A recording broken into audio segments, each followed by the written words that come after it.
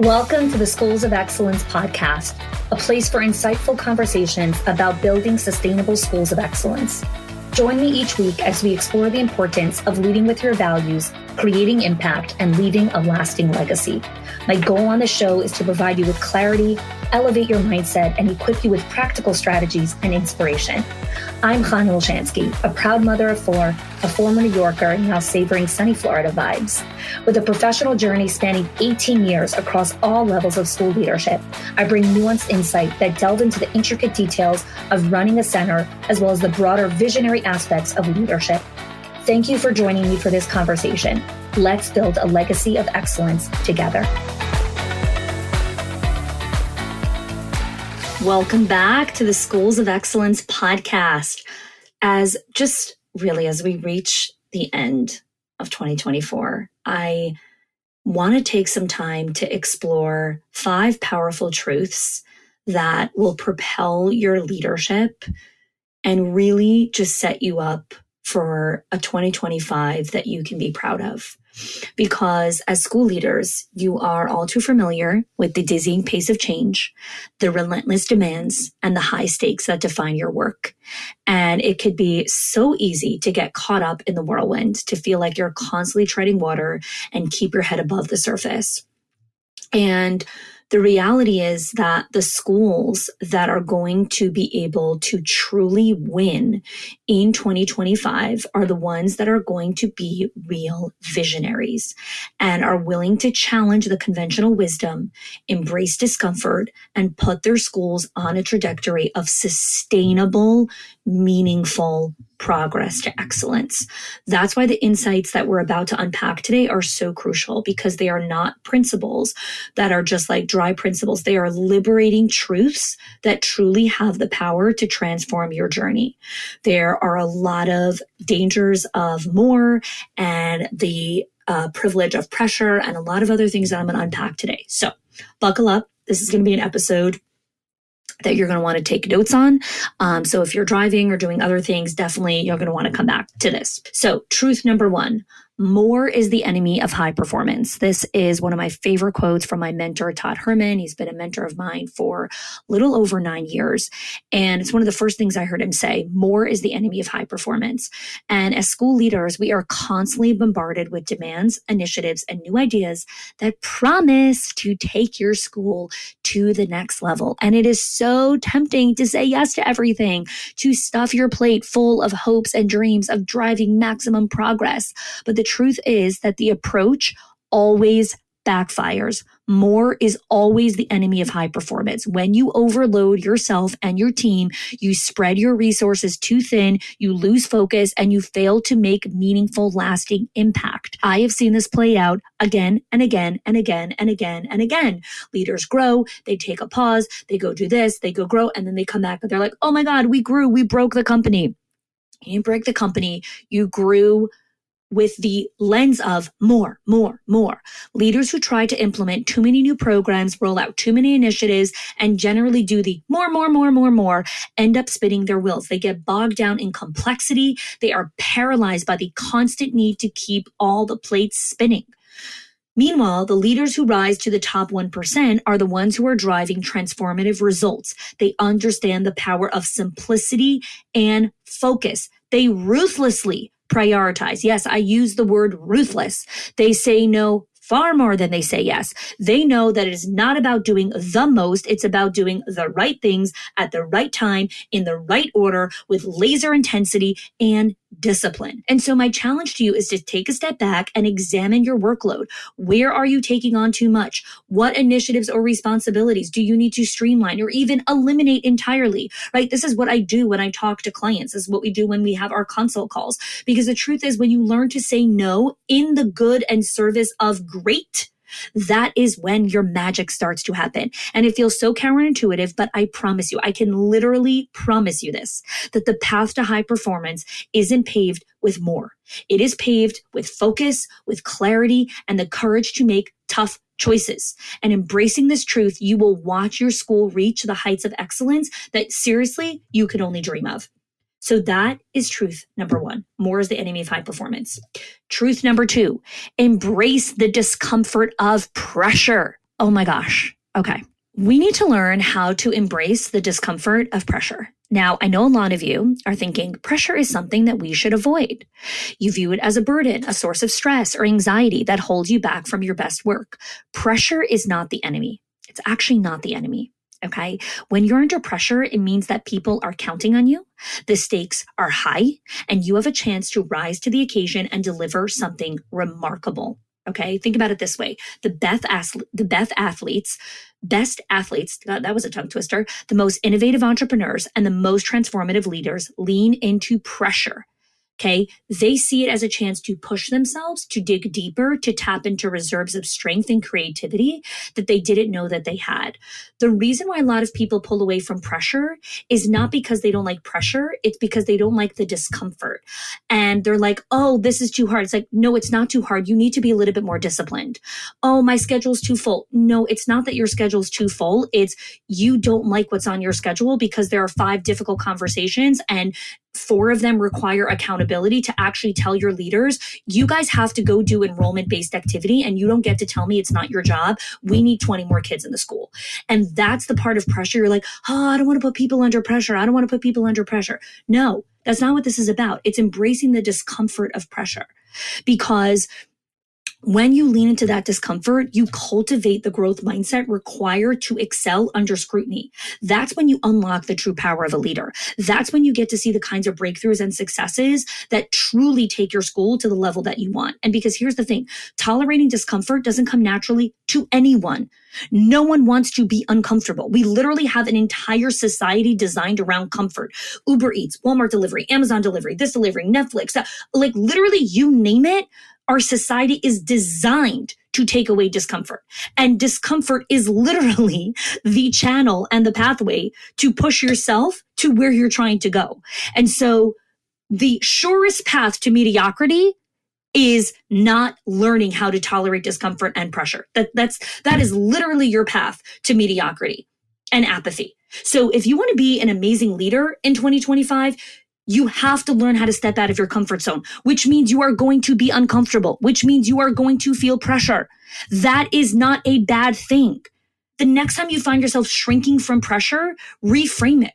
Pressure is a privilege. Jesse Itzler, he's married to Sarah Blakely, who's the founder of Spanx. I love his work. He's got some amazing content. And one of the things he always talks about is pressure is a privilege, right? Like understanding that people are relying on you. You are a leader. The greatest leaders do not avoid pressure. They learn how to live within it. It's not about, oh, I need to stop doing that because then I'm going to get burnt out. I need to, no. It's stop constantly being obsessed with, I don't want to feel pressure. I don't want to feel discomfort. The reason why a lot of times we choose that is because we've had really bad experiences with pressure and discomfort, and it has led us to really bad places. And then we start to make these all generalizations of all pressure is bad, all discomfort is bad. It is not. All pressure is not bad. All discomfort is not created equal. There is tremendous power and truth in embracing the discomfort of pressure. Truth number 3, it is not your effort, it is your environment. I'm going to say that again. It is not your effort. It is your environment that matters most. Leaders get stuck. All the time, school leaders get stuck. I just need to work harder. I just need to put in more hours. I just need to strain every single sinew out of this. And somehow we will achieve the results after. But the reality is that approach is the recipe for burnout and frustration, right? That is the kind of pressure that is not good, right? See, it's not about individual effort. It's literally about creating the right environment and the right systems and structures so that your team can go do all the things. And surrounding yourself with people and resources that challenge you, that push you to raise your game, right? This is why I spend time with my mentor, Todd, in New York City and my own mastermind group. This is why I created the Schools of Excellence community, because it's in these communities where we set the bar high and you start to recognize, oh, there is actually other ways to look at this. This is not the only approach to leadership. There are other systems that I could put in place. One of the things that I was realizing over the past year is I actually overcomplicated my business in a lot of different places. And when I was in September in New York City with Todd, he's like, switch a couple of these things. Now we simplify some of the deliverables, and now you get to deliver this same high level of excellence that is so much less complicated at the back end.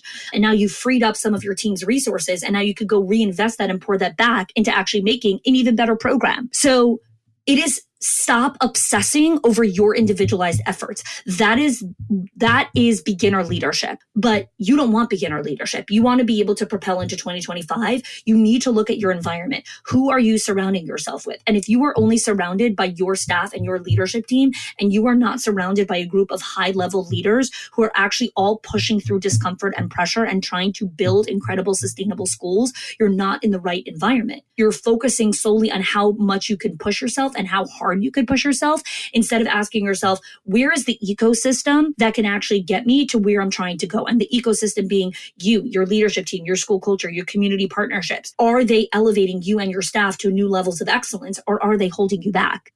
And you can't work a suboptimal environment. Like, I don't care how hard of a worker you are. If you are in a poor environment, you cannot outwork it. But when you intentionally craft the right conditions for success, meaning you have good mentorship, good leadership that's surrounding you, you have good systems, and you surround yourself with the right people and resources that will push you to raise the bar, boom, the magic happens. Boom, the magic happens. Truth number 4, take an unapologetic approach to marketing and messaging. You need to stop being passive about your marketing, your brand building, and your messaging. Far too many school leaders play it safe. They rely on traditional channels and approaches. They simply don't cut it in today's world.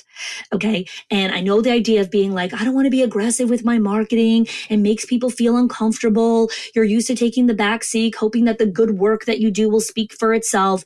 It doesn't. That is the surefire way to get drowned out in the noise and get eaten up by free pre-K. If you want to reach your goals of your center and drive the kind of impact that you're after because you believe in your vision, you have to be willing to get out there and be relentless to promote your school and your vision. Okay, look what happened in the 2024 presidential election. And this is not about politics. This is about literally looking at the facts of the ground.